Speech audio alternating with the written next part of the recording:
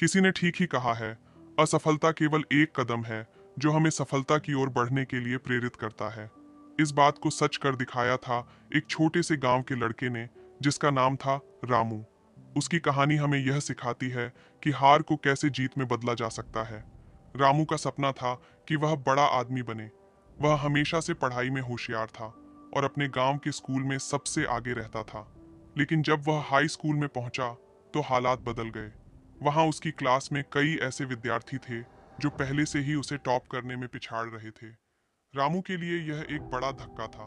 उसे लगता था कि अब वह कभी भी पहले स्थान पर नहीं आ सकेगा। हार की इस भावना ने उसे भीतर से कमजोर कर दिया।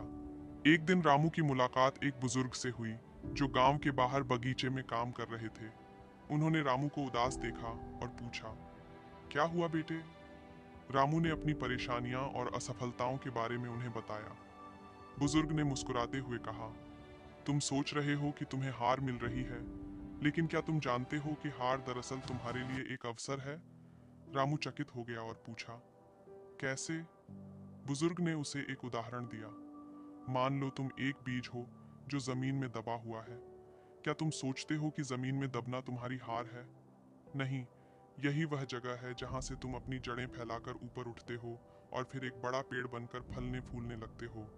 रामू को यह समझ में आया कि असफलताएं केवल एक कड़ी होती हैं जो उसे उसके सपने तक पहुंचाने के लिए जरूरी है। उसने यह फैसला किया कि अब वह अपनी असफलताओं को सीखने का अवसर बनाएगा, न कि उन्हें अपनी कमजोरी समझेगा। वह दिन रात मेहनत करने लगा। पहले वह जो गलतियां करता था उन पर ध्यान दिया और उन्हें सुधारने की कोशिश की। धीरे धीरे उसके परिणाम भी बदलने लगे। उसकी पढ़ाई में सुधार होने लगा और उसे खुद पर विश्वास होने लगा। लेकिन सबसे बड़ी बात यह थी कि उसने हार को जीत में बदलने का तरीका सीख लिया था। साल भर बाद जब परिणाम घोषित हुए तो रामू ने स्कूल में पहला स्थान प्राप्त किया। यह उसकी मेहनत और मानसिकता का परिणाम था। उसने यह सिद्ध कर दिया कि असफलता केवल एक अस्थायी स्थिति है, अगर हम उसे सही दृष्टिकोण से देखें और उससे सीखने की कोशिश करें।